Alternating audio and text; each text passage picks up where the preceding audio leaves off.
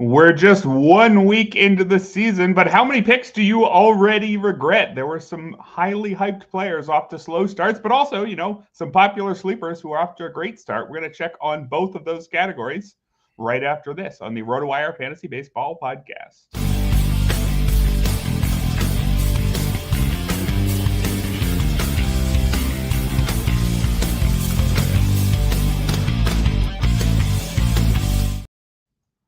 Hello and welcome everybody to the Thursday edition of the RotoWire Fantasy Baseball Podcast, brought to you by Vivid Seats. I'm Erik Halterman, and my guest today is Grey Albright of Razzball. We're going to be doing a Week 1 hype check on all of the most talked about players from draft season, figure out who already looks like they were maybe overdrafted, who looks like we were on to the right guy. But, Gray, something we were not on to at all during draft season was Torpedo Bats. How are you buying the hype? Do you think that this is going to be the year of the Torpedo Bat? We're going to see offense like crazy? Or do you think, we got to talk about something and that's out there? Yeah. I mean, I think it's a little bit of all those. When I originally saw the Torpedo Bat in Yankee Stadium with J.S. Chisholm Jr. and Anthony Volpe and the rest of the Yankees, aside from Aaron Judge, using a Torpedo Bat, and they went off there against the Brewers, and I was, I was swept up in the Torpedo Bat hype as well. And then I thought about it, and I was like, Nestor Cortez isn't good, right? He's not really good. Aaron Savalier, not really great either. Yankee Stadium's also a very hitter-friendly park. Then at that point, I started backing off of the Torpedo Bat hype. And now I'm sort of like in the middle a little bit. Like, I don't know. Like, I do think, I do really believe in baseball being so heavily a mental sport. Like, guys really can get into their own heads. So if a guy is swinging a Torpedo Bat and he thinks it's helping him, then it could become a self-fulfilling prophecy where it actually is helping him. Is it actually helping him, though? That I really don't know, because, like, if you look around the league, like, I know Ryan Jeffers was swinging a Torpedo Bat. Supposedly Cubs players last year were swinging Torpedo Bats. And it's like the Cubs were terrible last year for offense. They were not a good hitting team. So, if J.S. Chisholm Jr. or Anthony Volpe or Ben Rice think that it's helping them, then it could mentally be helping them. But actually helping them, I don't really think so. Honestly, I think it's just being a mountain of a molehill for a narrative that people are talking about. Yeah, I suspect there's probably a lot to that. My guess is that it's going to help hitters a little bit. I mean, the logic makes sense, right? The science of it. All right, fine. We're going to put more of the bat in the part you actually use. That makes sense. It's probably going to help at least a little bit. But it's not like some massive groundbreaking shift in the bat's construction. I got to think that if it was some huge help that's going to double everybody's home run rate, I mean, somebody would have thought of this right by now, I would hope. Maybe that's dumb logic, but maybe we'll have a particularly volatile year where everybody's going to be changing their bats multiple times a season with every hot or cold streak. And some guys are going to, we're going to hear at the end of the year, yeah, my terrible year, it was all on the fact that I tried the Torpedo Bat and I'm going back to the regular bat next year. I think it's going to be a story all year, but the actual extent of the help to hitters, I think that's an open question. Right. Yeah. I think there's something to what you're saying too, because, like, if you remember, like, even in past years, like, hitters would be like, oh, that's I used the other player's bat and I got a hit, so I kept using the other player's bat. Right. Like baseball players are very superstitious as it is, so it's like if something's helping them, they're going to think it's helping them, even if it's not really helping them. But like you said, with, the way the barrel is distributed, yeah, maybe it is helping a little bit. I don't know. I mean, I'd actually wouldn't mind seeing, baseball become a little bit closer to golf, where it's like depending on how a hitter wants to swing the bat, they have a different bat for that. Like, obviously it's not going to get to the point where it's like they're swinging a cricket bat, but I wouldn't mind seeing someone have like, I'm using my bat for when I want to hit a single versus my bat when I want to try and hit a home run. So I don't know. We'll see. Yeah, it makes some sense. I'm kind of surprised you don't hear that more, right? If a guy comes up with runners on first and second, and he just needs to make some contact, theoretically get a bat that doesn't hit it quite as far, but is a little easier to make contact with. Maybe that's offset by the fact that if you're constantly changing bats, it's harder to make contact in the first place. Not really sure, but I wouldn't be surprised if this is an area where we continue to see development. I mean, we've thought that pitchers are the only area where we can really rapidly accelerate player development because pitching is proactive, hitting's reactive, but we forgot about the fact that hitters have this giant club that they get to use. We can certainly optimize that. I don't think we're going to optimize, the pitcher's glove in the same way to suddenly give pitchers some big boosts. So I think there's room for more development here. Should we move on, though, to some of the headlines? Starting with, it was extension day yesterday. Several players got a whole lot wealthier, starting with Christian Campbell of the Red Sox. He agreed to an 8-year, $60 million extension, a club option for 2033. Got to remember what decade we're in these days, and a club option for 2034. So assuming the world's still around by then, quite a lot of money for Christian Campbell. What do you make of this deal? People were thinking that it looked a little bit low. I know any deal you sign pre-arbitration is going to look a little low, though, because there's some pretty low salaries factored in. Good for Campbell to get his money. Good for the Red Sox to lock up a very exciting young talent this soon. What was it, $65 million?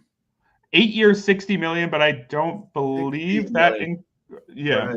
So, yeah, I mean, it's hard to feel like a team is exploiting a player when they're giving him $60 million, but this feels like it comes borderline close to that. I mean, there's really like, I get that, it's pre-arbitration. So, I mean, there is a chance that maybe on the tail end, he's able to get another contract when he's like 30 or something. So I don't know, what his career is going to look like. Maybe in hindsight, 2020, we'll see a case where it ends up being like, he actually did well by taking the money early.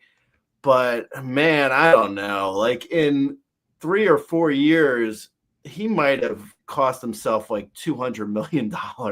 There's a chance. It's like $60 million is still life-changing money. So, go with it. I wish him well. Hopefully he has a great career and he doesn't regret taking $60 million. I don't know. Would anyone regret taking $60 million? I don't know. Maybe not. It's, I think personally, in reality, I think he probably cost himself some money by taking it up front, but it's also, like I said, it's hard to argue with a guy wanting to take life-changing money as a 22-year-old? Right. $60 million. Comparing that to the Ozzie Albies contract, I think people were making that distinction. Ozzie Albies signed 7 years, $35 million just a few years back. So it's so bad. I mean, it's still like, it was bad at the time. It's still bad in retrospect. I mean, that's such a terrible contract that it's like, what? I don't know who is advising him. But again, it's like, $35 million is life-changing money. So, I mean, it's hard to argue with it, but it's also like, oh, man, you could have had at least $150 million, right? Yeah, got to feel like it. I know that the biggest labor issues in baseball, though, aren't that the people who should make $150 million are only making 50. It still feels a little bit weird to see players being underpaid. But Campbell also fits our main topic of today's show, which is that he homered again today, his second homer of the year. Campbell is one of these players who was very hyped during draft season and is off to an excellent start. So you can see why the Red Sox wanted to lock him up right away. Also, I believe I just fixed my microphone, so if my voice suddenly changed, that's why. We had another extension yesterday. Jackson Merrill, a much bigger contract here. I guess if you've played for 1 year in the majors, you can more than double the value of your extension, while Campbell signed for just 60. Jackson Merrill signed a 9-year, $135 million extension. So I guess, this is more than double. This is more than double life-changing money for Jackson Merrill. And got to say, it seems like a pretty good deal for the Padres here, too. I'm pretty sure we're buying Jackson Merrill as a franchise cornerstone for the next decade, right? Yeah, if teams are able to pull off these long-term contracts with these young players, if I were a team, I would be trying to sign everyone to these contracts. Like, you just throw out. Not your your seventh inning reliever in a blowout. Maybe not that guy, but I would be looking, like, if I were like the Pirates, I'd be like, what do you want, Paul Skeens? If I were the Tigers, I'd be like, Jackson Jobe, what do you want? Casey Mize, what do you want? Like, I would just be going through my team and being like, anyone, like, even if it's like Spencer Torkelson, if you can get him for 6 years for $30 million or something, it's like, yeah, like, why not? See what happens. Because if a guy takes off at any point, like Jackson Merrill, like, it's, like Christian Campbell, if he were to, he got his money, but if he were to go on to win the AL Rookie of the Year this year, you would assume his price would at least double, like Jackson Merrill's did. So it's like, why wouldn't you just try and sign everyone to long-term deals? And, even if it means you get, you lose on a couple, like, imagine the Nationals would have done this with Juan Soto and they would have had him for 10 years. Their team would look totally different. Yeah. A good point here from Uncle Ted in the chat, saying teams are looking to lock up these players before the new CBA deal is coming. I bet you that is a factor here. Players unsure what their employment might look like in a couple of years. If they're going to have to go a year without playing games, maybe it does make sense to get a little bit more certainty now. Ketel Marte also signed a deal. He was already under contract for a few more years. He was already under team control through 2028, but he's now there through 2032. So exciting news for Ketel Marte and the Diamondbacks. I wanted to move on to some non-extension news, though, a little bit of closer talk. And I want to ask you, who gets more saves the rest of the year? Alexis Diaz, who is beginning his rehab assignment from his quote-unquote hamstring injury tomorrow, or David Bednar, who was sent down for the Pirates earlier this week, and Dennis Santana has already stepped in and got the first save. So go pick up Santana and not Colin Holderman, who will remain as a holder man. So who do you think gets more saves the rest of the year? Is it Alexis Diaz? Do you think he comes back and gets most of them? Or do you think David Bednar returns from the minors in, 2-3 weeks and is fine? I would say, so I think with the Reds, the situation is that Alexis Diaz is going to be the closer when he returns. Right now, I think Emilio Pagan got a save.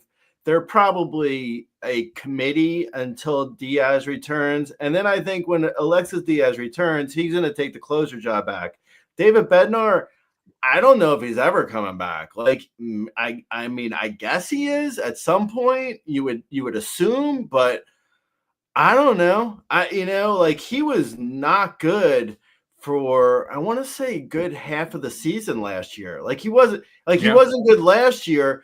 So the fact that he then wasn't good in March, like, I saw a lot of people saying, like, oh, buy the dip with Bednar. He's coming at a reduced price in drafts. You should get him. And I was like, you guys are crazy, bro. Speaking from personal experience, I had David Bednar last year. It was not a fun experience. No way was I getting in on David Bednar again this year. I was surprised that people were. But I actually drafted Dennis Santana in a bunch of leagues. Even I think in the league we're in together, a Tout Wars NL only league, I drafted Dennis Santana. I think Dennis Santana could actually be the closer for most of the year. I don't see why not. I mean, he's good, I think there is a chance that Bednar figures it out in the minors, and I think the Pirates probably want Bednar to be the closer. So I'm not saying it's 100% that Bednar won't get saves the rest of the year, but I do think if I had to bet, I would say Alexis Diaz by a lot over David Bednar, and I would probably even go Dennis Santana over Bednar. I think in most shallower leagues, Bednar is on waivers in most shallower leagues. I wouldn't bother holding on to him, even in maybe a 15-team mixed leagues. If you need roster space, I would probably move on from Bednar. And Dennis Santana, like I said, I like him. Yeah. Santana over Alexis Diaz if both were out there. Now that Diaz is about to start pitching again, who would you rather have? No, I would go actually Alexis Diaz, because I think Alexis Diaz is the actual Reds closer, where Dennis Santana right now looks good in the role, could keep the job, but there's still a little bit of questions attached to Dennis Santana's name, where Alexis Diaz, I think if he returns, he's absolutely the closer. All right, fair enough. I think that makes some sense. Not exactly a ringing endorsement for Alexis Diaz, but, he's pitching again, and it does seem like they want him to be the guy. One final bit of news before we move on to the Week 1 hype check. Gunnar Henderson, with his intercostal strain, there was some thought he could return today. That's not happening, but he will be back tomorrow, so you can get him in those weekend lineups, and hopefully we can assume he's Gunnar Henderson for nearly 6 months of this season. Let's go to the main topic of today's show, though, right after this message from our sponsor, Vivid Seats, who I will be using their website right after this to try to look up tickets for Sunday's Cubs game. Vivid Seats says that finally baseball is back this MLB season. Knock it out of the park with Vivid Seats and score great tickets to the biggest games of the year. Every fastball, every home run, and every eye-popping play of your favorite team live and in person. Plus, with Vivid Seats rewards, you can earn rewards with every single purchase. Just buy 10 tickets, then cash in your credit toward your free 11th ticket. Talk about an easy win. And here's a pro reward tip. When buying tickets for your whole group, split the bill and make progress toward your free 11th ticket even faster. From behind the dugout to the upper deck, Vivid Seats has great tickets for all the 2025 games that matter to you. Just visit vividseats.com or download the app today. Vivid Seats, experience it live. See vividseats.com/rewards for terms and conditions. And welcome back to the Thursday edition of the RotoWire Fantasy Baseball Podcast. Erik Halterman here, joined by Grey Albright of Razzball for our Week 1 hype check. We're going to talk about several of the players who were talked about a ton in draft season and who already are having noteworthy seasons for better or worse. We're going to start with the worse. With Roki Sasaki, I think, is probably the biggest example of a player who was quite hyped during draft season. Obviously, plenty of people were out on him, thought he was being significantly overdrafted, but people who thought he was being overdrafted were mostly talking about Sasaki's durability. I don't think there were major worries about his performance, but the performance has not been remotely good after 2 starts, should we say. He is walking over a third of opposing batters. That is not what we thought was going to happen here, right? Roki Sasaki, we were worried about how many innings he's going to give us in August and September, but no part of me thought he was going to walk over a third of the batters through his first 2 starts. So what in the world are you doing with Roki Sasaki so far? I think his next start is against the Phillies. The Phillies actually have been struggling a little bit. They're getting shut out by like Rockies pitchers, and they haven't looked great. But I guess this is a bigger picture question, I believe, with Sasaki.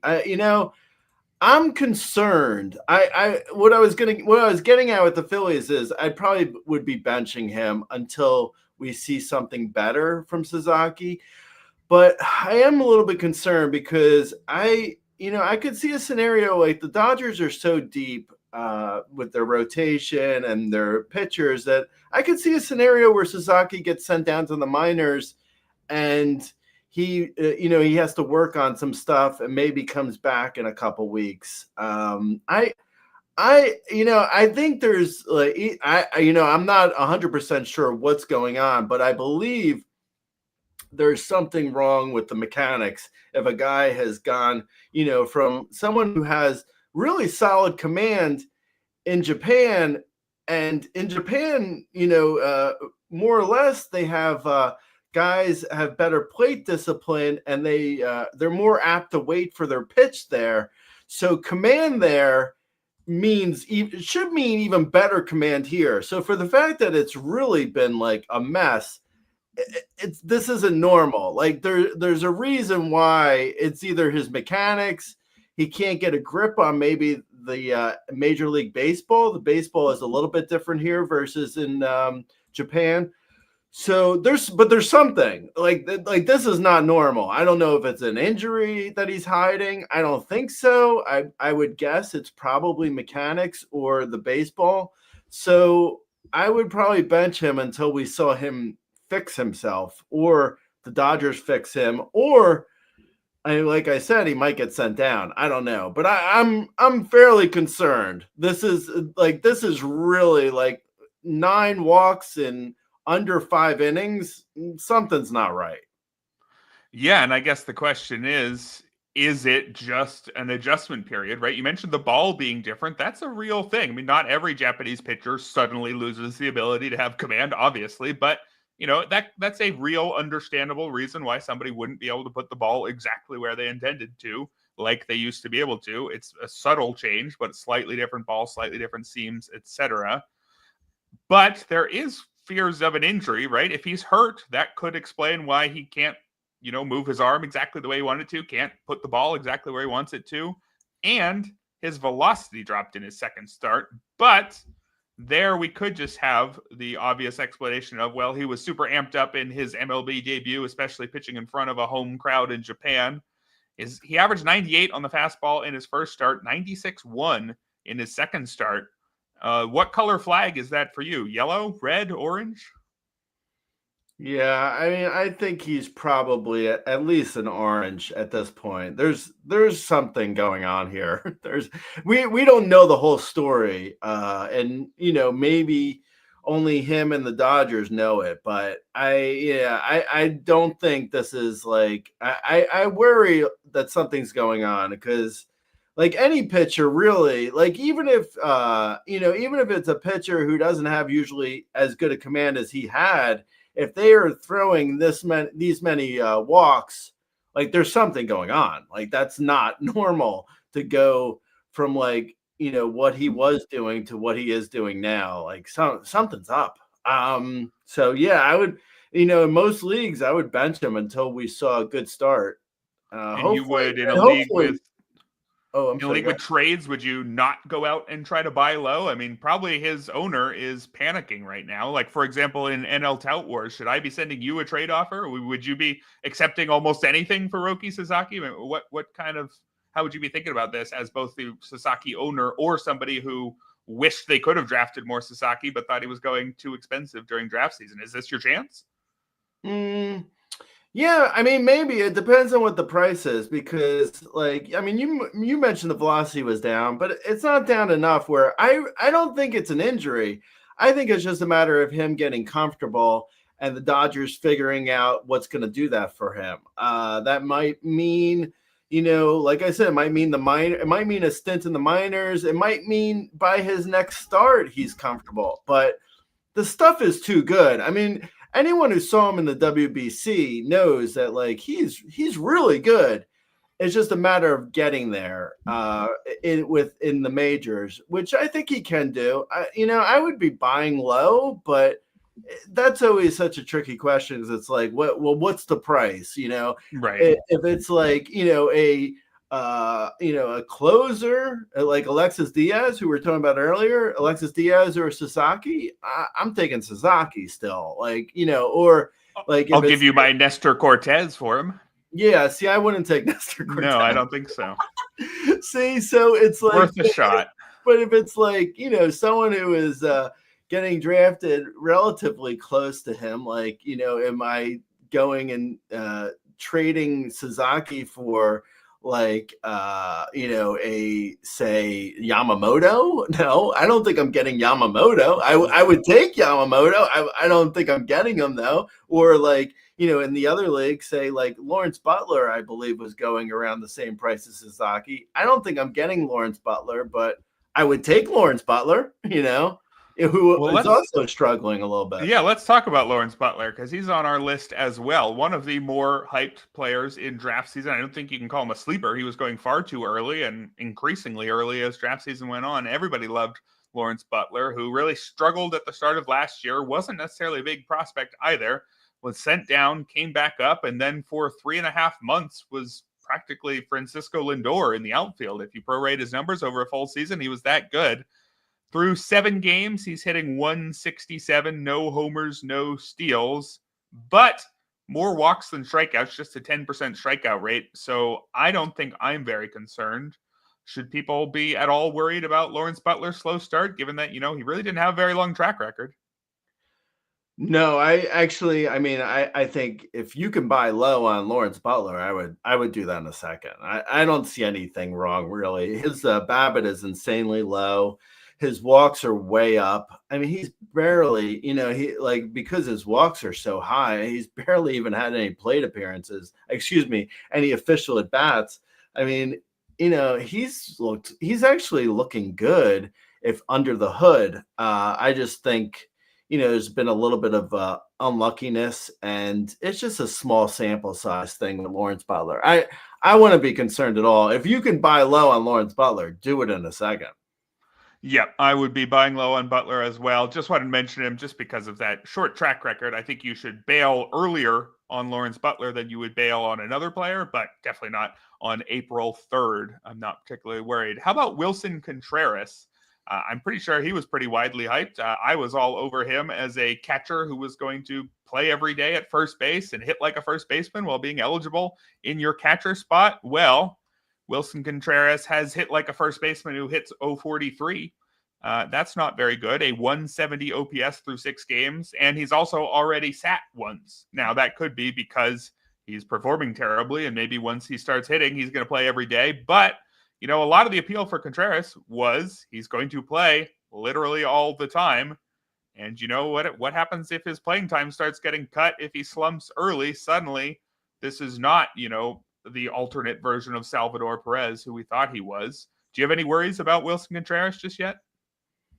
I think his track record is long enough where I'm not 100% worried. I did not buy in on him coming into the year. So if I could get a draft price for Willson Contreras, I would do it. I was never really bought in on the whole. I've actually never really bought in on the whole, okay, this catcher is going to be playing every day, so that's going to make him that much better. I mean, at the end of the day, Willson Contreras is going to be a, 22-ish homer, 5-ish steal, 260 hitter. He'll get there. I'm not that worried about it. I think, but that is also, I feel like, pretty replaceable in the grand scheme of things. So I'm not really a huge Willson Contreras fan, but I also wouldn't be that worried that, he's slumping early on. I think he'll be okay.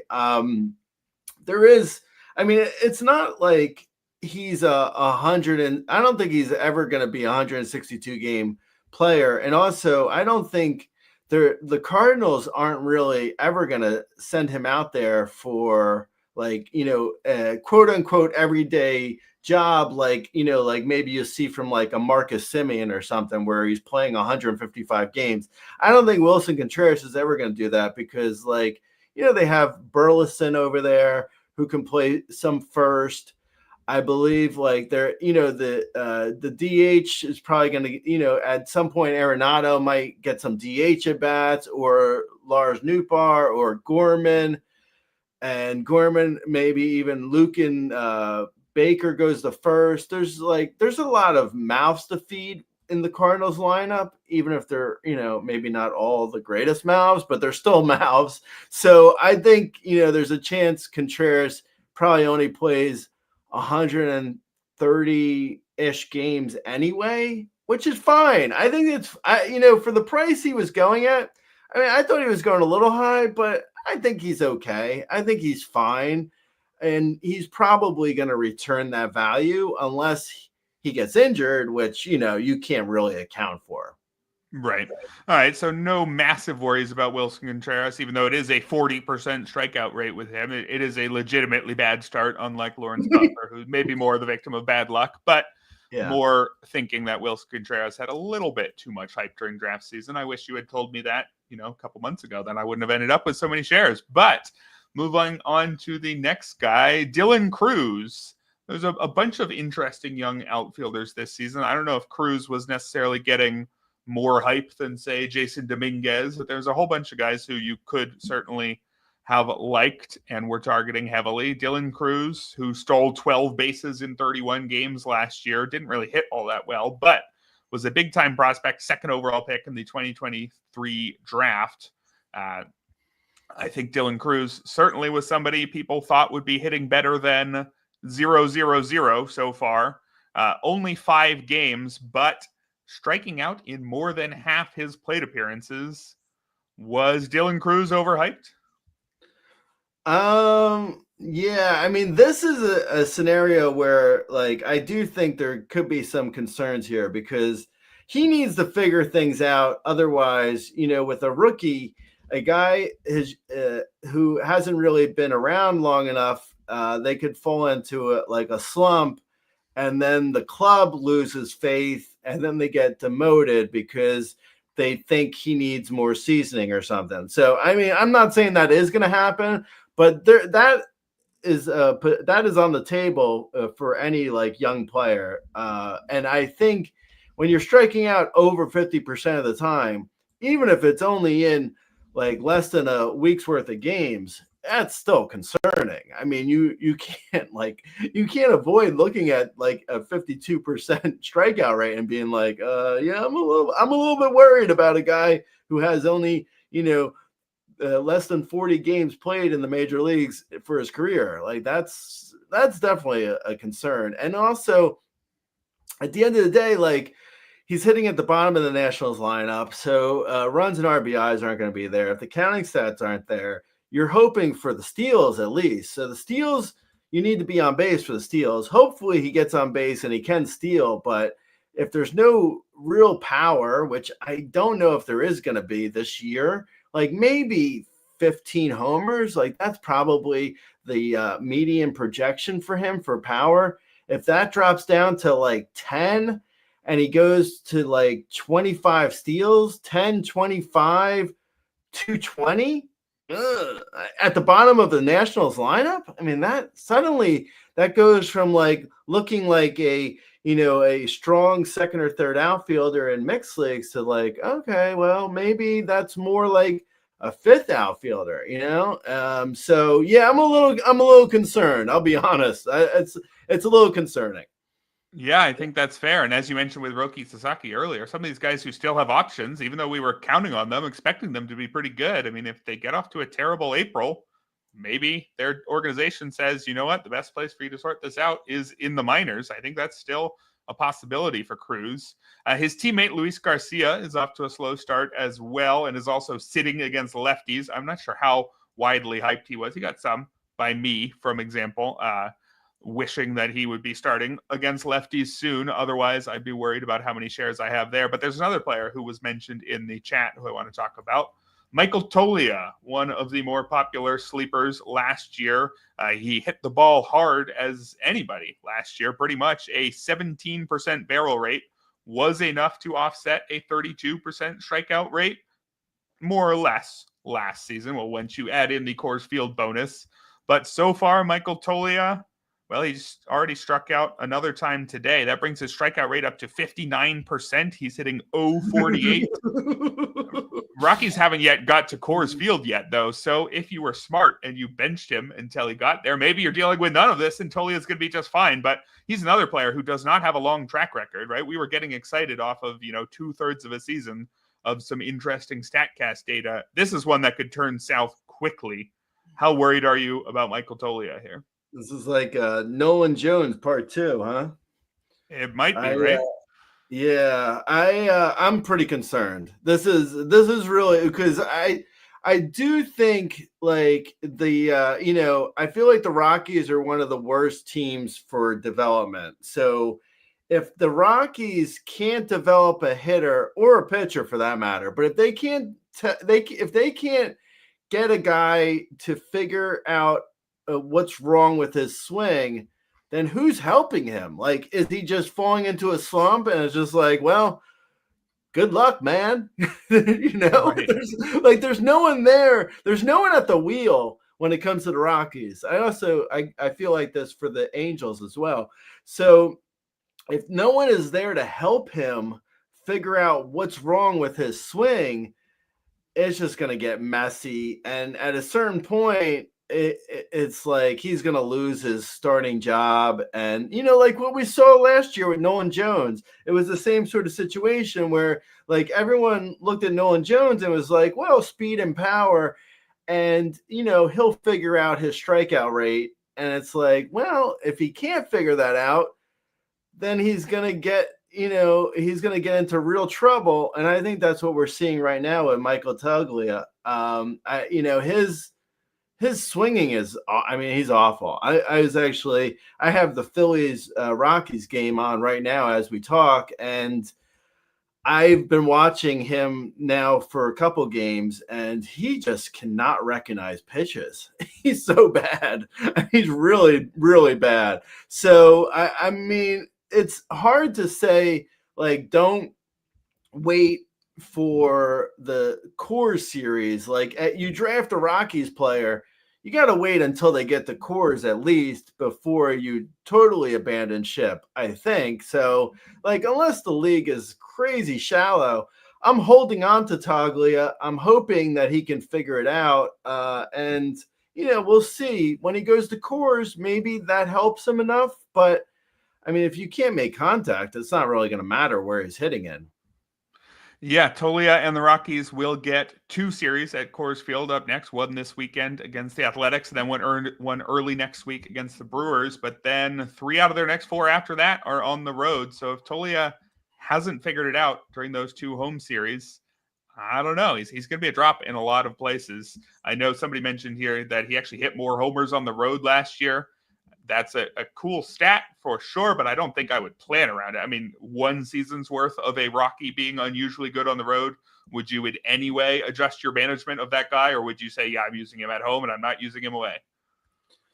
No, he's got to make contact in order to hit on the road or hit at home. Right now, he's so awful right now that he's not making contact on anything. So it doesn't really matter where he's hitting. But you would hope he gets home and, maybe the confidence of being in Coors helps him and he sees the ball better. I do think there's a ton of bad pitchers in the major leagues. So, hopefully he is able to face enough terrible pitchers. Like he was coming, the Rays are good and the Phillies are good. Those are 2 good pitching staffs. So he has been facing better pitchers than he's going to see from most of the guys that show up in Coors. And it's like, he should be able to see enough pitchers where it's like, okay, he's still valuable enough in Coors, or even when he's facing better, worse pitching teams, better matchups for him. So, I would try and hold on because he was really good in 2/3 of a season last year. So I would try and hold him, but I'm concerned. Yep, I think I'm right there with you. So we have just made ourselves and the entire fantasy industry look bad by talking about all of the widely hyped players who are struggling through 1 week. Let's make ourselves look good. How about that for a little bit here? Let's talk about some of the widely hyped players who are off to a good start, starting with a couple of Cardinals. Ivan Herrera was a popular sleeper catcher pick for those 2 catcher leagues. And I think already 1 week in the season, we're going to be seeing him picked up in a whole bunch of 1-catcher formats because Ivan Herrera just had a 3-homer game yesterday against the Angels. And I'm pretty sure that any fears that he would be in a 50-50 split with Pedro Pages, those fears have to be going away with every good game from Ivan Herrera, hitting .467 with, again, 3 homers through 5 games. Are you a fan? Is this going to stick around? Yeah, I think he's probably even the shallowest of leagues, he's probably a pickup, assuming you don't have a top 5 catcher. I think he looks like he could be a top 10 to 12 catcher, which, outside of an 8-team mixed league, that's rosterable and startable in just about every league. I think Ivan Herrera is probably going to be solid for the year. Do I think he's like, I don't know if he was really worth the hype. I'm not really a huge catcher guy. Like, I punt catcher. I actually, in the league we're in together, I think I got Hunter Goodman as my number 1 catcher, and I don't think I spent a lot. So I don't really buy catcher. I think punt is really the move with catchers. But with that said,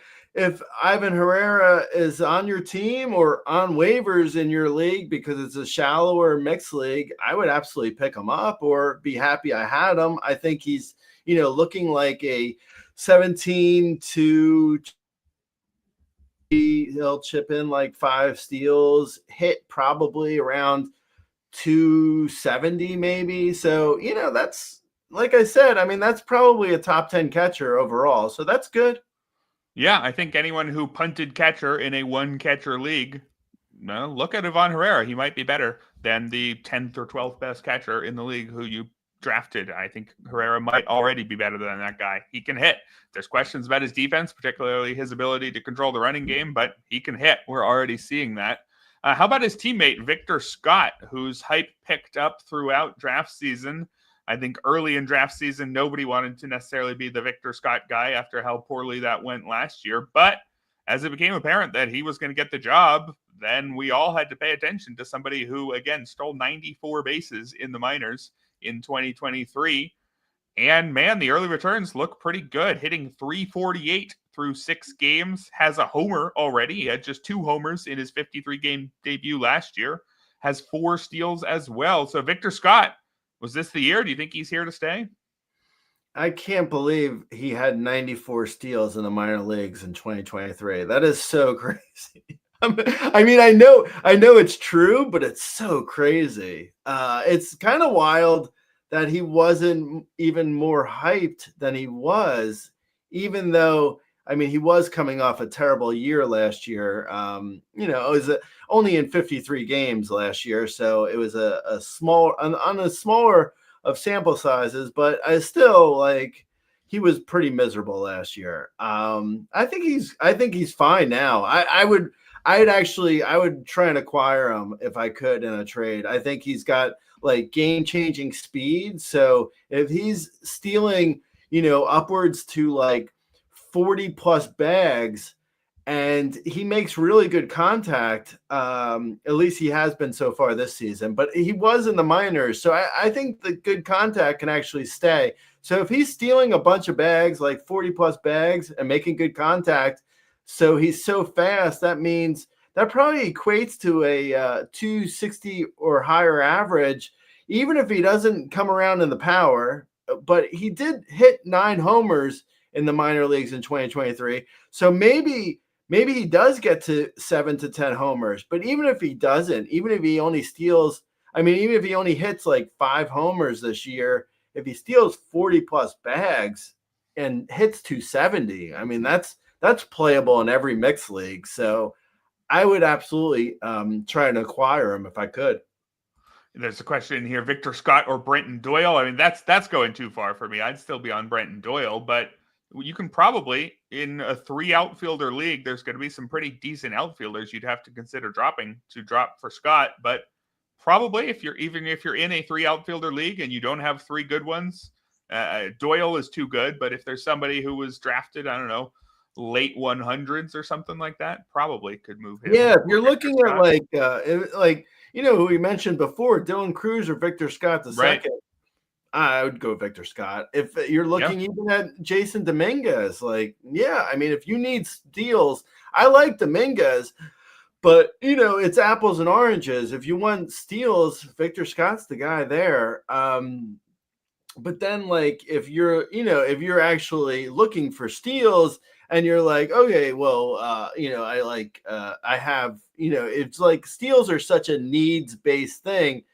that if you don't need steals, then I wouldn't be that excited about Victor Scott. Like I look at him as a steals play more than anything. Like if I had, an abundance of steals on my team, I wouldn't be like, I would be going Dominguez over Victor Scott. So it's like kind of a needs thing.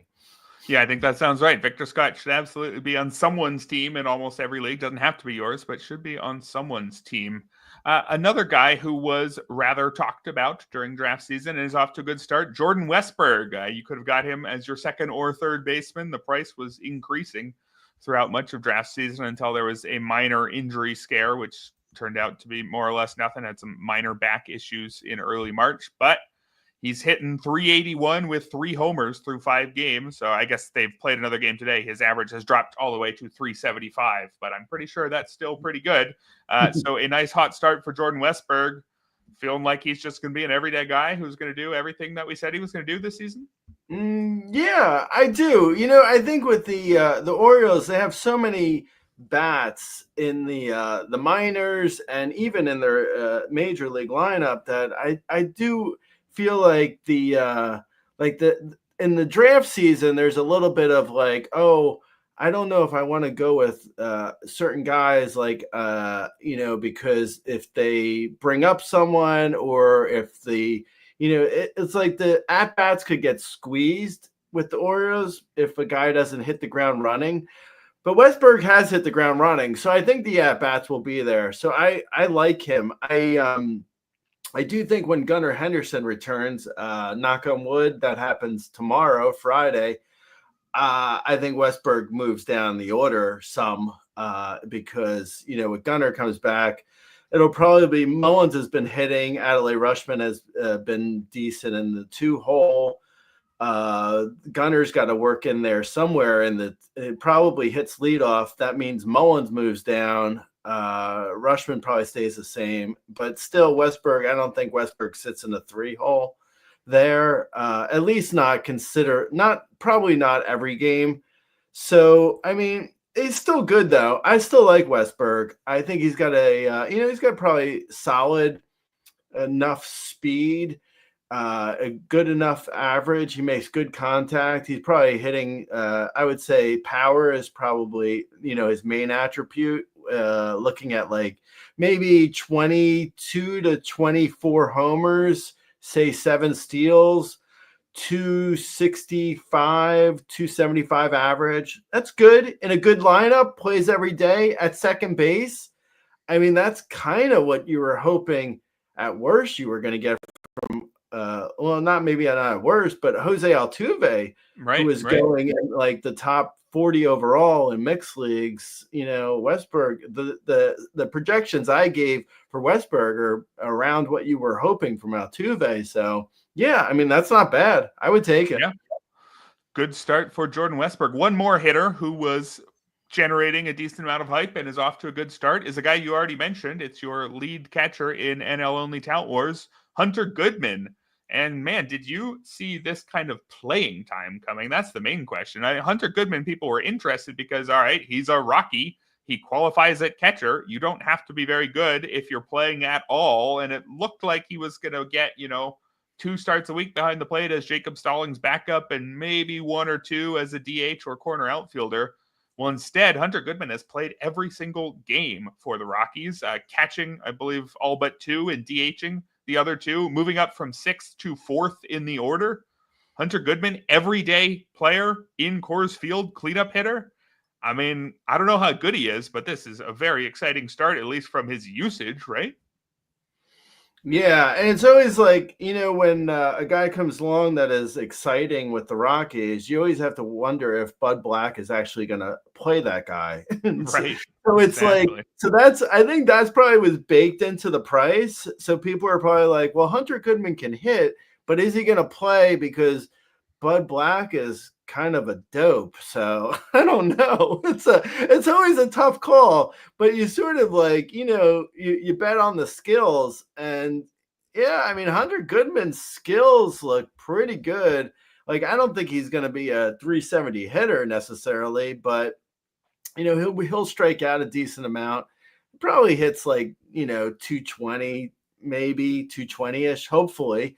But he has good power, and at your catcher slot, if a guy can hit 25 plus homers and 220, that plays. I mean, we see that with like Cal Raleigh, right? I mean, it's not really that different from that. Right. So yeah, I like Hunter Goodman. I now that I see his playing time, I would be even more in on him. If I knew his playing time, I would have expected him to be around a top 12 catcher, where I think he was going maybe around like the 25th catcher off the board or something. Like he was going fairly late. So And if he's a top 12 catcher, then let's say you drafted the 12th catcher. Maybe it was Kibo Ruiz or Gabriel Moreno, somebody like that. I don't remember who exactly was 12. Are you dropping them for Herrera or dropping them for Goodman or holding on? Yeah, I would, because like if you're in a 12-team mixed league, only 12, maybe at the max 14 catchers are rostered, right? So it's like if you drop your catcher in a 12-team mixed league and you pick up Goodman, even if it is Gabriel Moreno, say, or Keber Ruiz, you pick up Goodman. If he does well, great. And if he doesn't, you just drop him and pick someone else up, because in a 12-team mixed league, there's going to be all kinds of catchers on waivers. It's also what I was saying earlier when it came to Michael Toglia, and how they were facing tough pitching. The fact that Goodman is hitting well to start the year, and they haven't gotten the cores, and they're in, it was a good park in, Tampa's now a good park for hitting, but still the pitching is good in Tampa. Like, the guys they were facing are no slouches, and the Phillies pitching is good, and Hunter Goodman has been hitting them. So, I mean, that's got to be a positive. Yeah, for sure. Let's talk about just a couple pitchers who were very widely discussed during draft season, who got off to good starts, beginning with Cristopher Sanchez. Somebody I was a big fan of in draft season. He wound up shooting up the board in the NFBC main event, and I think that's looking smart so far. Cristopher Sanchez, already his underlying numbers looked a lot more like Framber Valdez and Logan Webb over the last few years than people I think gave him credit for. And then he added 2 miles per hour to his sinker. First start of the year, he struck out seven Rockies, to be fair, but 7 strikeouts in 5 1/3, just 1 run allowed. And again, that velocity up, just as promised. Are you buying the Cristopher Sanchez breakout this year? Would you try to send out a trade offer before he has another gem, or maybe actually let him struggle against the Dodgers this weekend and then send out a trade offer? Are you in on the breakout season here? Yeah, no, I think the 2 miles per hour up on the sinker is like huge. If he's able to hold on to a 96 mile per hour sinker, that's like, I mean, he could potentially be at worst a number 2 starter. I mean, he looks really good. I wish I was in actually more in the preseason. I drafted him in a couple places based on the velocity uptick. I wish I drafted him everywhere. I'm a big fan at this point. The only thing I will say with the caveat on Sanchez, and also most pitchers, they can come out of the gate with a velocity uptick, and then, it's a long season. You get to May, June, and it's like suddenly they're back to throwing the velocity they were last year, and it's less impressive. But Sanchez, I think, was underrated to begin with. Like, he has over 300 career innings with a 3.6 ERA. And he hasn't really been bad. Like, he hasn't necessarily struck out guys like you want to see potentially. So I wouldn't say like he's absolutely going to be a number 2 if he loses the velocity. But if he holds the velocity, he could be a number 2. If he loses the velocity, at worst, he's a number 4. He's still a solid pitcher. I like him a lot. Yeah, Dave McDonald in the chat here points out that he was not underrated in NFBC. Well, yeah, in the main event, again, like I said, he shot way up the board, and I'm thinking that was correct. I do not think he was overrated in those drafts at all. I think people are going to be pretty happy almost regardless of where they drafted Cristopher Sanchez this season. Another buzzy pitcher from March was Kris Bubic, who returned from Tommy John surgery last year as a reliever with some really dominant numbers. And then in his first start out, Monday against the Brewers, 8 strikeouts, 2 walks, 3 hits across 6 scoreless innings. So Kris Bubic, a popular sleeper who looked good in his first outing, is he somebody who should be grabbed everywhere, even those shallower leagues? Yeah, I think he's worth getting. He's worth grabbing. The problem with him has been for his whole career he hasn't been able to stay on the field. So we'll see what happens. I mean, we're looking at a guy who hasn't thrown more than 50 innings in 3 years now. So, I mean, that's 3 years combined, so is he good? Sure. Let's see him actually stay on the field and pitch. But I like him. Yeah. I'm not that incredibly excited about him until we see more, because we've never really seen any sort of larger sample size with him. So I like him, though. I think at this point he's rosterable everywhere because he does look so good. But it's like with a grain of salt for now. Yeah, I think that's fair. His year-end numbers might not be amazing if the innings total isn't that high, but I want him on my team now. Another pitcher who was getting some buzz in camp, Jack Leiter. Plenty of reasons not to like Jack Leiter based on his performance at the big league level before this season, his walk issues throughout the minors as well. But he's a very talented young pitcher with good stuff, very much plenty of prospect pedigree. And once it became clear that he was going to open the year in the Rangers rotation after some injuries, certainly started picking up some hype. And through 2 starts, things look pretty good. 10 strikeouts against 1 walk, 1 earned run. Now, he did leave his most recent start a little bit early after 5 innings, but it was just due to a blister. So maybe that'll cost him a start or push back 1 outing, but I don't think we need to have any long-term fears there. Jack Leiter, is this the start of his breakout season or not sure yet? Yeah, I mean, Jack Leiter is actually a great example of like why you shouldn't ever pay for pitching, because like if there's like you look at him and you're like, well, the talent was there, but he can't command his pitches, and that was the narrative for his whole career. And then like something like obviously, or I mean maybe not obvious, I don't know, but it looks like something has clicked for his command, and like suddenly everything comes together and he looks great, and it's like, oh, okay, well now he can command his pitches, so he's gonna be good. It's like, yeah, if he can command his pitches, he will be good. Yeah, it's a really small sample size at this point. It's 2 starts. You mentioned the blister, so we'll see if he continues to command his pitches like he has been. But I want him in every league if he's able to like command the way he has been. So we'll see. Pitching is like so difficult with so many moving parts that it's like if one little tweak to his windup gets messed up and he falls out of whack, and like there was like one pitch, I believe it was yesterday, one pitch I watched his start, and there was one pitch where like the ball went so far outside, he just like totally lost control.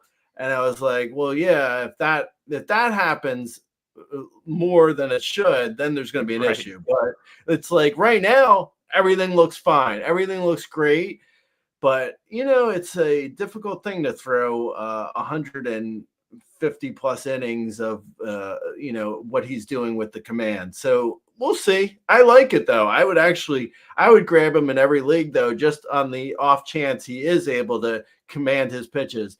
He's never been able to do it, though, before. So we'll see. I mean, if something has clicked, though, and he's got it, he can be amazing. But, man, we have not seen that for any long stretch of time. I'm hoping he's gotten there. I'm hoping something he figured out. Yeah, well, I'm right there with you. I would like to have Jack Leiter now, and we'll see. But, you got to grab him now. given the start he's had and the name value he has.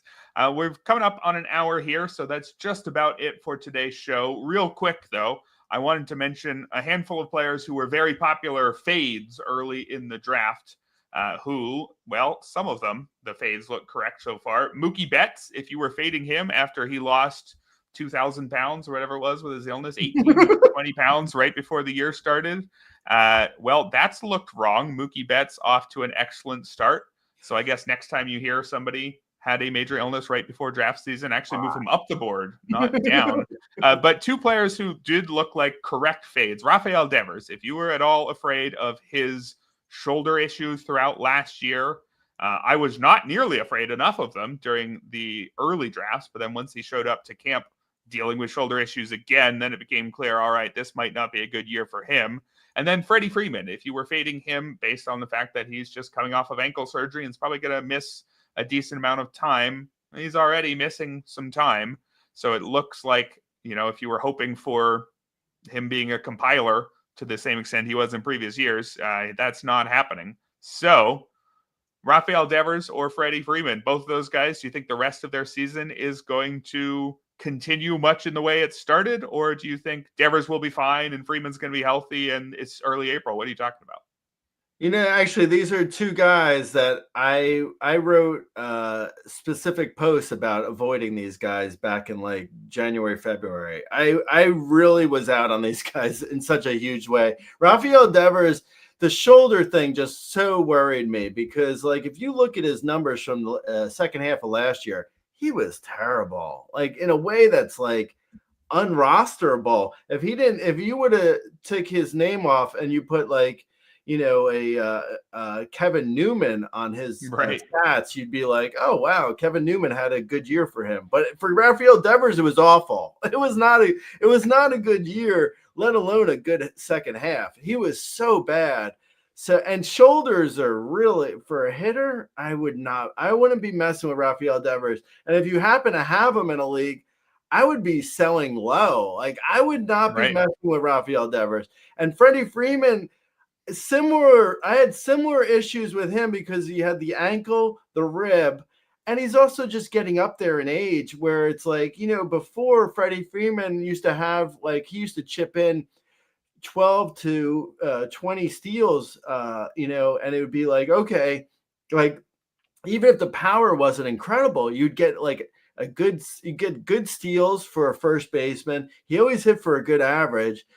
But when guys get older, like you look at Freddie Freeman's numbers and you see like when it's a real big red flag for me when a guy gets older and his strikeouts stay the same, but his BABIP drops. And that's what happened with Freddie Freeman, where it's like that happens because the guy's just not hitting the ball as hard and he's slowing down. And Freddie Freeman has all those warning signs. So I was really out on Freddie Freeman going into this year. I would be selling low on him too. I have no interest in Freddie Freeman or Rafael Devers in any way this year in any fantasy leagues. Well, again, I wish I had talked to you about that before I kept drafting Rafael Devers back in January. Oh, well, maybe I'll have to have you on in December next year. But it was great to talk to you, as always. Gray, thank you for giving us your time. Where can people find you and your work? Well, you can go on rasball.com. And I am, I'm there answering questions, and you can find my posts, and I go through a rundown of the news from the day before, and you can also, if you want, you could subscribe to the Streaminator, which helps with pitching streaming, and the Hittertron, which helps with hitting streamers. So that's where you go, rasball.com. Very nice. Well, thanks again for your time, Gray. Thank you to everybody who hung out in the chat. And it'll be Clay and Todd tomorrow with 2 start pitchers here on the RotoWire Fantasy Baseball Podcast, brought to you by Vivid Seats.